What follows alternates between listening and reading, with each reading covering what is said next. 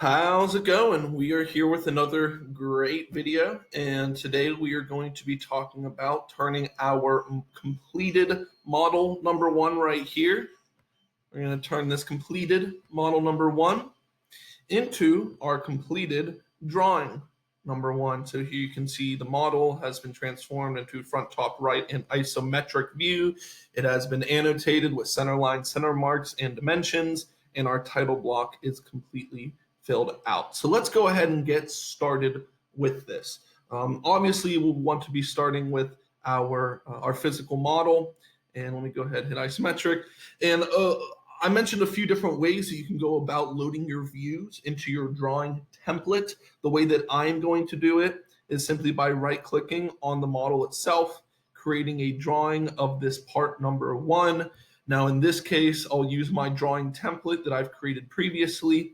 And I am going to include the 4 views, so I don't have to go ahead and place them myself. It will place them for me. So I've right-clicked, I've hit create drawing of part 1, I selected my drawing template, and I selected 4 views, and then I will hit OK. Now what it's going to do, it's going to go ahead and place those views and load everything up. And we'll notice one thing right off the bat is that these views are kind of small, right? So the very first thing I'm going to do is go into here, and I want to go ahead and simply adjust this scale from 1 to 2. And we're going to go ahead and adjust it to 1 to 1.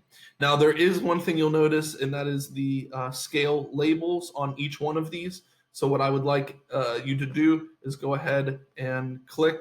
Oops. So go ahead, change that 1 to 1, hit your green check mark, and then I'd like you to delete each one of these. You can select them all at once or just delete them separately. It's up to you. So now we have this model that's being shown in our 1 to 1 scale. Again, we mentioned that we're going to want to use that 1 to 1 because our 1 to 2 is just a little bit too small. So this is our 1 to 1 scale. Everything looks good. We've removed those scale labels, and now we're ready to go ahead and start modifying a little bit. So as we did previously, I'm going to click on the isometric view, your auxiliary view, and I'll right-click that, and I'm going to select Show Shaded View, and it will load in whatever color you have selected on your actual part. Now that we have our shaded view, let's go ahead and click our front, top, and side view, and then we're going to right-click, and we're going to select Show Hidden Lines, and that is going to provide and translate over all those different hidden lines that we have there. Great. Before we go ahead and start annotating and start dimensioning and all that stuff, it's probably a good idea to go through now so you don't forget and fill out this title block, right? So in this case, I'm going to adjust this, and I am going to name it, I'm just going to name it drawing number 1. Of course, we'll go into here, make sure you have your time slot, make sure you have your name, as well as the date that should be automatically brought into there, and your scale. If you adjusted it, you might have to go in and type in 1 to 1 so that it's at the correct scale that's on the drawing. And then lastly, don't forget to add your additional info. For my additional info, for this one, I'll put, let's see, what do I want to put? I'll put purple PLA plastic, because if I was going to create this, I would 3D print it using purple PLA plastic. I'll center that just so it looks nice, and now our title block is complete. Of course, you'll have your time slot and your name in there as well. Great. So now that we're done with our title block, let's go ahead and let's start annotating our drawing. So right now we're kind of, it's kind of bare. We have the model. We don't have the specifics of the model or the dimensions. But before we go ahead and let's toss those dimensions in, let's go ahead and add our center marks and center lines. So as we remember, if we go up top here, we have the center lines and center mark tools. We're going to use the one that looks very similar to just a circle with a plus sign. That's the center mark tool. We're going to go onto all of our curves and circles. So that being both of these guys right here, as well as 1, 2, and 3. So you can see we have a total of 1, 2, 3, 4, 5, 6 center marks based off of the radius curves or fillet curves, as well as the full circle diameters. The other thing we're going to do is add our center lines in. So again, we are going to use a edge to edge center line. So make sure you're using that edge to edge center line. In order to place this center line, it's very simple. Let me zoom in so you can get a better look. In order to place it, we are going to click on the left side of the hidden line and the right side of the hidden line. And you can see that it creates that nice center line directly in the center. Again, we're going to click one side of that hidden line and the other side of that hidden line, and you'll see we'll get this nice guy here. The whole reason this is a solid line is because the curve for the fillet is right on the same line as your hidden line, so you can't see it, but it's there, I promise. So we're going to go through. We got 1, 2, and I think we got 2 more to do. We have 1 right here, and then we're going to scroll up to our top view, and we have 1 right here. Oops. Great. So those are all of our center marks and center lines. Now that we have all of that out of the way, the only thing that's left to do is dimension this bad boy. So let's go ahead and let's get started with that. As I mentioned, I like to try to be somewhat methodical with it. But in this case, I'm just going to go ahead and I am going to do my overall height and my overall width. So I'll go through and I know that this is 1.5. I also know that I need to put another dimension inside of that. So I'll bring this out a little bit. And then same thing down here. Overall width. Perfect. And so now I got those 2 placed. The only other thing I'm going to do is get my overall height. And I know what that is, 2.75.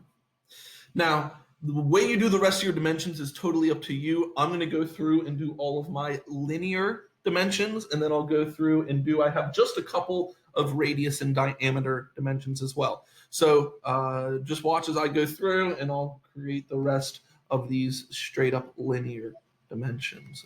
There.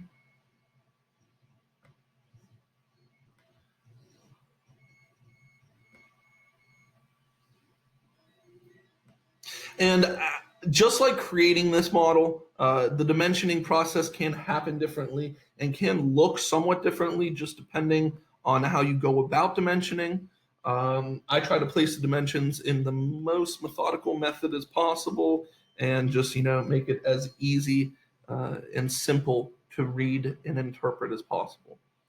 So go through, I think we have just maybe 1 more linear dimension there. Great, I'm gonna drag this in a hair.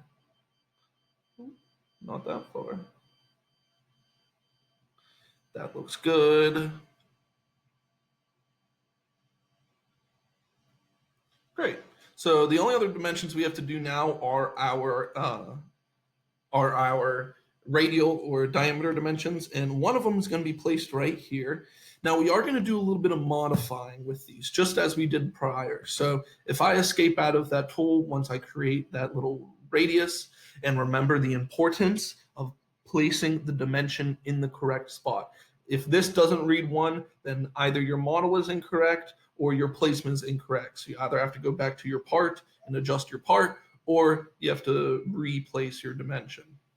So what I'm going to do on this R.25 of a radius of 0.25 is we have a curve here and we have a curve here. Instead of placing this R.25 both here and here, I'm going to place it just once. And in order to reference that I have a second curve, on this side over here, we're going to throw this space x2 right in there. And if I click away, you'll see that it says R.25 x2, referencing both this curve as well as this curve here.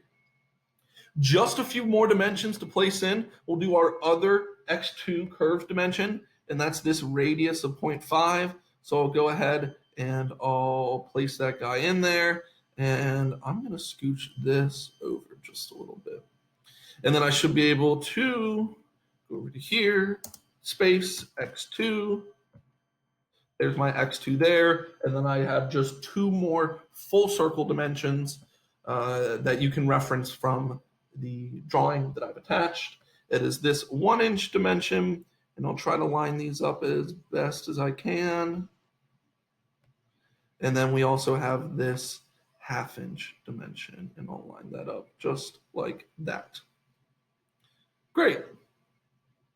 Great. So at this point, you can go through, do whatever you need to do a little bit of adjusting if you'd like. Of course, I'm pretty anal, so I like to, just mess stuff around, make it look as pretty as possible.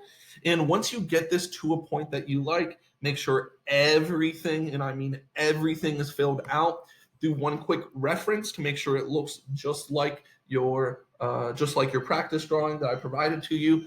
And then we're going to go ahead. We're going to do a right click. We're going to do an export. We're going to make sure that this is in a PDF format, and we'll name this, I'll name mine Taglia drawing number 1. I will export this, and this is what we are going to upload to Schoology for points. All right. Once again, this is our drawing number 1 based off of our model number 1. I'll see you guys next time.